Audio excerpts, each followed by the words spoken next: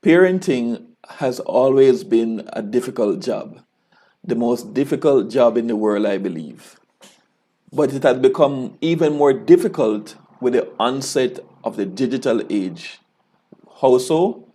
Because the digital age has opened the world to us and opened us to the world.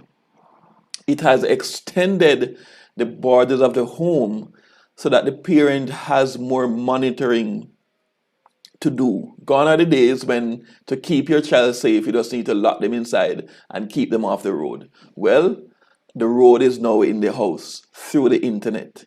Everything that's available on the road is now on the internet, online, in your home. So the job of parenting is really a challenging one, especially for Christian parents. So in this video, I'll be sharing with you seven that the Christian parents can do to protect and to keep their child safe while they surf the internet. The internet is used for so many great things, for education, for fun, for work, but there are dangers that we need to be aware of, and I'm going to be talking about that. Welcome to Devotional Digest. I'm Damian Chambers, and if you're joining us for the first time, I invite you to subscribe to the channel and become part of the family as we share content that will empower you spiritually and help you to become a mature Christian in Christ. Thanks for tuning in. God bless you.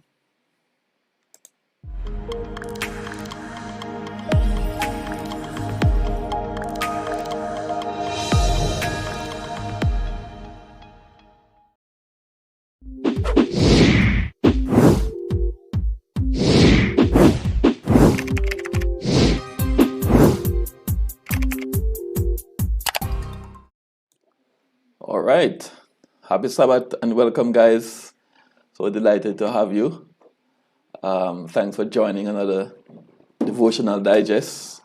Unique presentation I have this evening. I'm just trying to make sure I have you guys up so I can see who is watching. And to welcome you. Welcome to Rosalind Parchment, Audrey Jackson, to Renee and her husband, Shernet Dixon, Colleen Gums, Merva Butter, and the Hayden's family. Welcome, guys. Happy Sabbath to you. So delighted for you to join. Maxine Anderson, Maureen Thomas, Janet Morgan on YouTube. Thanks for tuning in, guys. Very interesting, very important topic this evening. I invite your full participation. Please feel free, if you're watching the video afterwards, to share your thoughts because we are in this thing together. We're talking about how to keep children safe online. Christian Parents Edition. I say Christian parents, but all parents have a responsibility to protect their children. But I'm taking a more spiritual approach. I'm seeing this as a spiritual warfare. That's what I'm seeing it as. I'm not saying the internet is bad. I'm actually using the internet right now to do something good. I'm saying that we need to take note that parenting has taken on new dimensions in these times. All right. If I can get this thing to work. Yes. All right. So I'll be talking about 7 things that Christian parents can do to carry out their responsibility as parents, as Christian parents, as your children, as we are in the digital space, the digital age. The first step is that as a parent, you need to take responsibility for parenting or monitoring your child's online presence. In other words, parents need to know that the internet is not child's play. And what I mean by that is that sometimes parents use the internet connected devices as babysitter. Happy Sabbath, Jennifer and Maureen. They use the device as a babysitter. So they give the device to the child, the tablet or the phone, and they have it there. Once they don't have to pay attention to them, they are good. And the child is there for hours on end on the device. and they don't know what's happening because, hey, as far as they're concerned, it's a toy. Well, the internet is not a toy. All right? Um, some parents use the idea that because you're not tech savvy, then they are excused. Welcome, L. David Harris. Good to see you. They are excused from this responsibility. But not being tech savvy is no excuse. It is part of the responsibility as a parent. So the first thing is that you need to take responsibility for your child's internet interaction. Because as I said before, the digital space, including the use of the internet, has extended the borders of your home. It has brought the world into your home. And therefore, you need to take note of that and be monitoring its usage. So the second thing, my second suggestion to you is that you need to be aware, if I can, you need to be aware of the dangers that your child face online. Okay? Be aware of some of the potential dangers that your child faces online. Right? When I say dangers, I'm not going to include stuff like virus and those things because I'm focusing on a spiritual perspective. Number one is that your child faces the potential to lose their privacy, loss of privacy.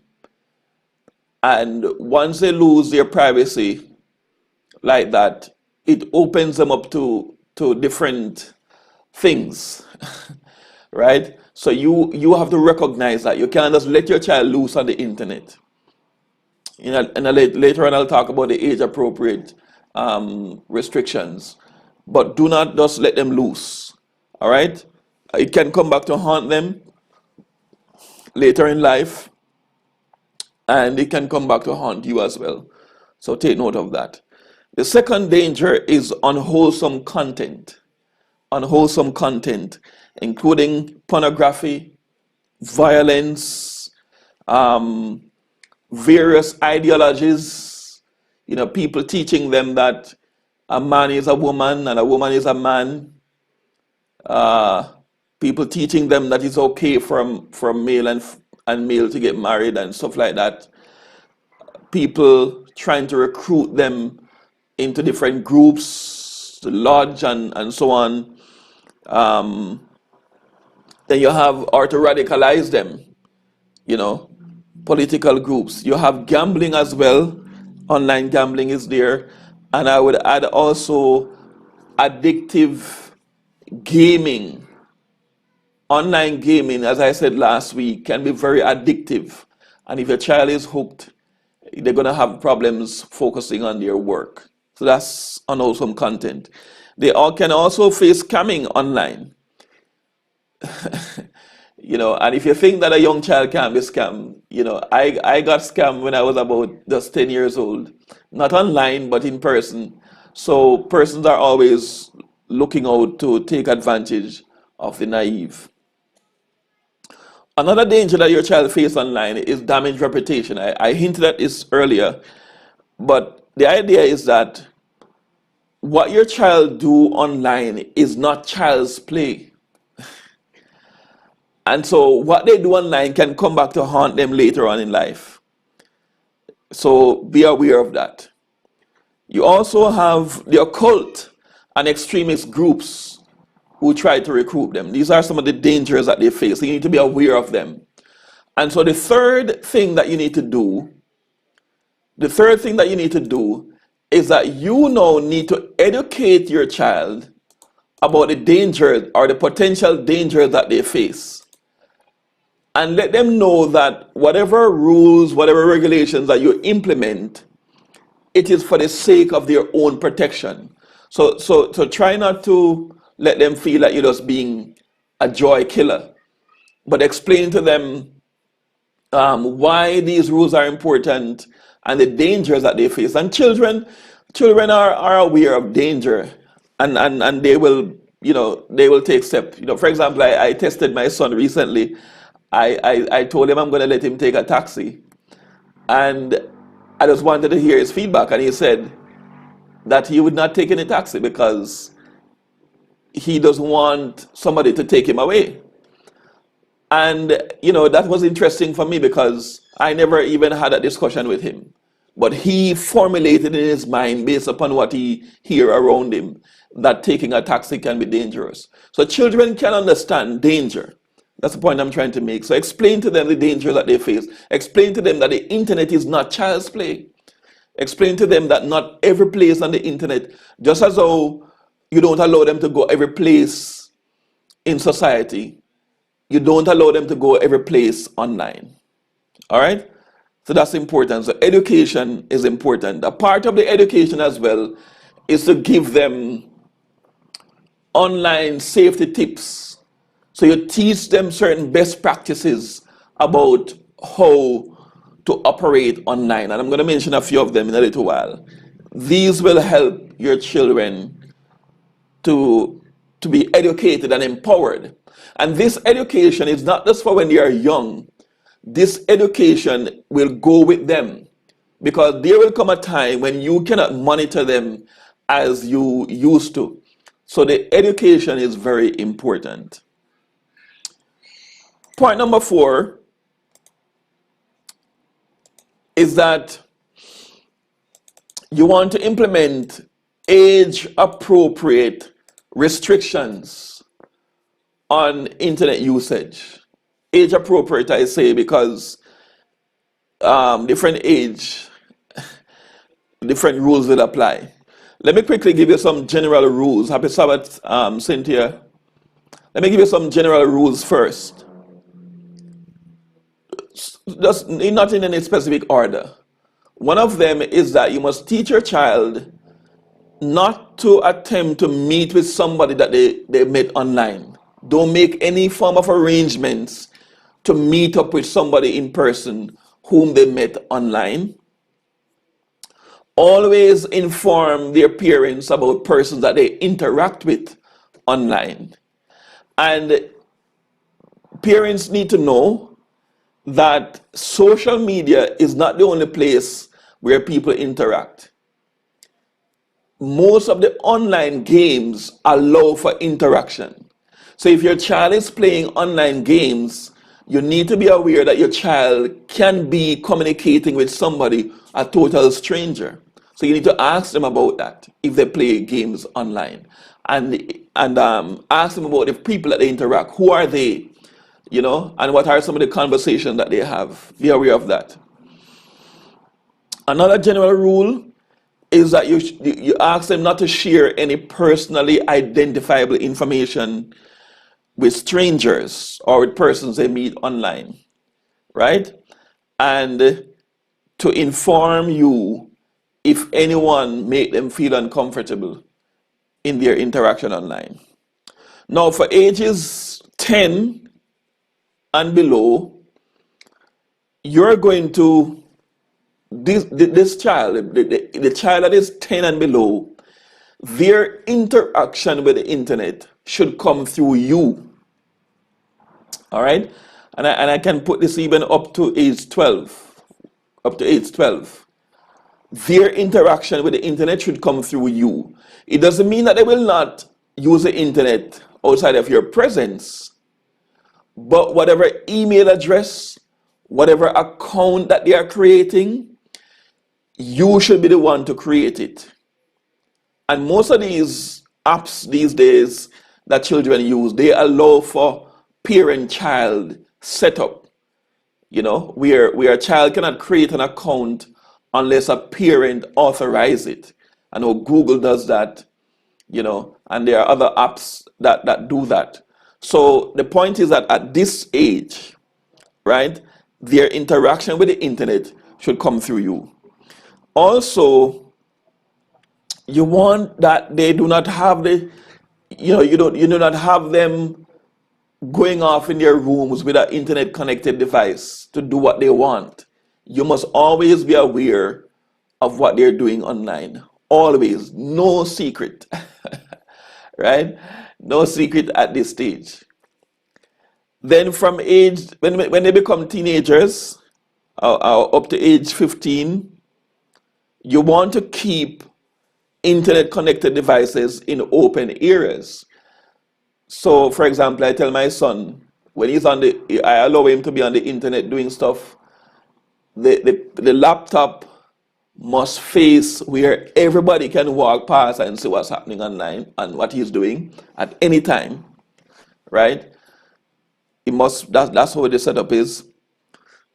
The second thing is that you can let the child know. You must not, you don't need to spy on them without them knowing, but let them know that you can visit the browsing history, you know, for YouTube, for any popular browser, you can monitor their browsing history. Because guess what?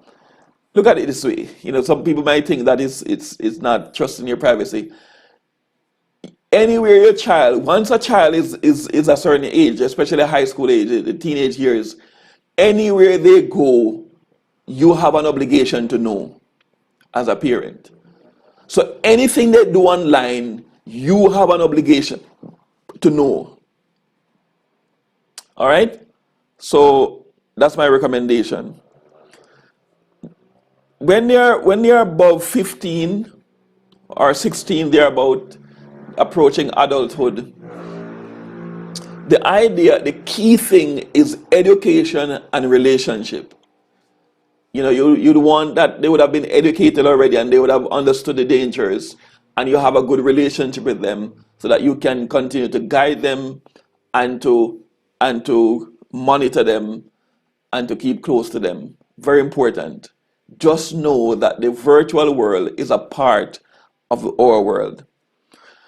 Number 5, suggestion. I think this is not this wording is not correct. Monitor your child's when I say screen time, I'm not talking about just the screen time in general. I'm talking about internet usage. Monitor your internet usage. Now, I hinted at that. I hinted at that before, but what I'm really talking about is that I'm suggesting that you create family accounts. For example, Microsoft or Google. Let me work with Microsoft. Currently, on my son's laptop, it is a child's account that logs into Windows. All right, and I'm just notifying you that Windows allow for a child's account to be logged in, and therefore, any internet browsing that the child is going to do, they have to request permission. So my son have to request permission from me to use the internet, right, and to use certain apps. So that's one suggestion. If they're creating Google account for school, it should be a child's account again. And maybe Apple, I'm not sure about Apple, and I think they should have that feature as well. So that's the idea. So you can monitor what they are doing. And number 6 is where I want to talk about monitoring their screen time. That's the one I should have had to monitor their screen time. This is focusing more on the child's health. All right? Focus more on the child's health. So, as a parent, you have a responsibility to make provision for the child to play outdoors and to have other activities, vary the activities. Don't just let them have one item on the agenda, watch, browse. No. I teach my children how to create a schedule, right? And the truth is that it is going to take from you. You have to invest in it. You have to invest time into them, in playing with them, learning with them, teaching them, reading with them. So some of the activities that you want to include in the day include, and here I'm talking about especially non-school days, because those are the times when they can get even more loose with the internet usage. So you want to include things like reading time, playtime outdoors, creative time, where they're learning a craft or something like that, learning time where they're taking up their book and reading something to learn something, bedtime, duty time. So the point is that if you're home with your children in the summer and you're concerned about them staying on those devices all the time, just create a schedule and then you schedule screen time among all of the other things that they need to do. All right? The other thing is that we are living in an entertainment-driven culture.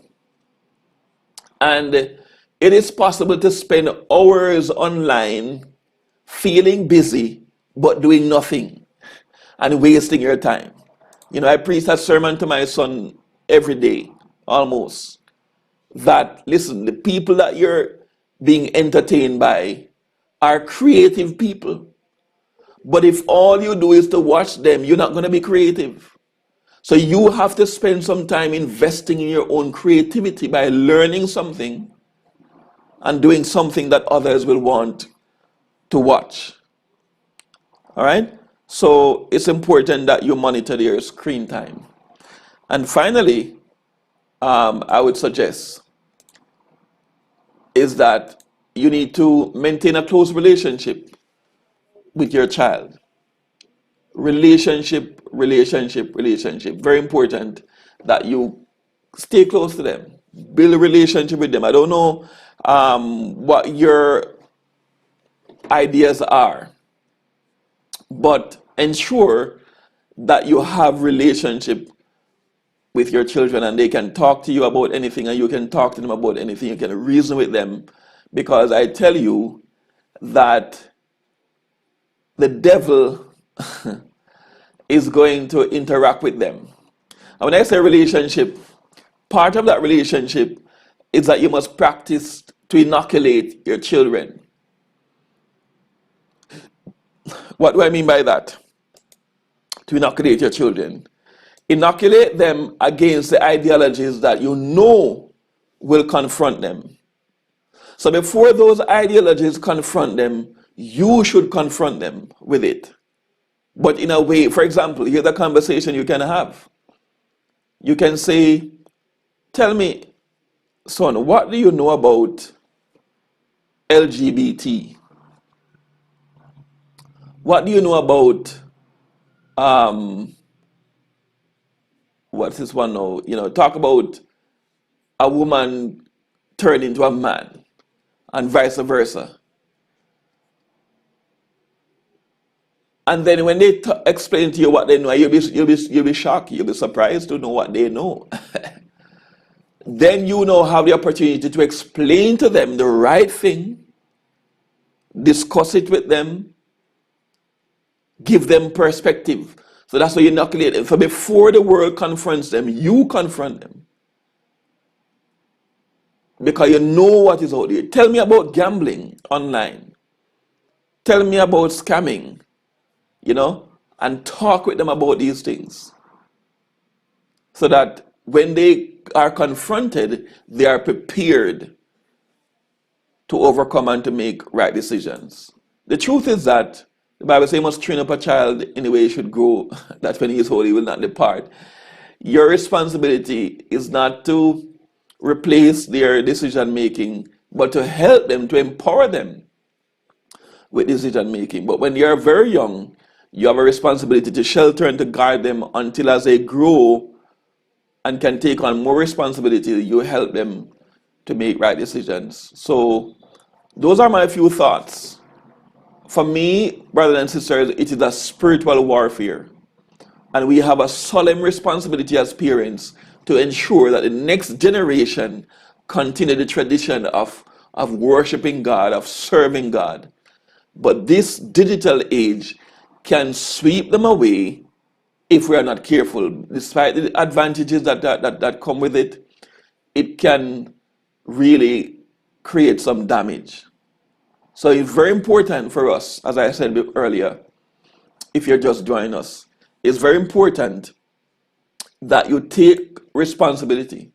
Take up responsibility in your hand to say, I am going to parent my child's online usage. I'm going to take responsibility for that. And even if you're not tech savvy, you still have the responsibility to carry it out, to learn, ask questions. Don't feel intimidated that they know everything. Don't feel intimidated. Take time to learn how to do some of the things that I mentioned. And if you have any questions, any challenge that you'd like me to address, not a problem.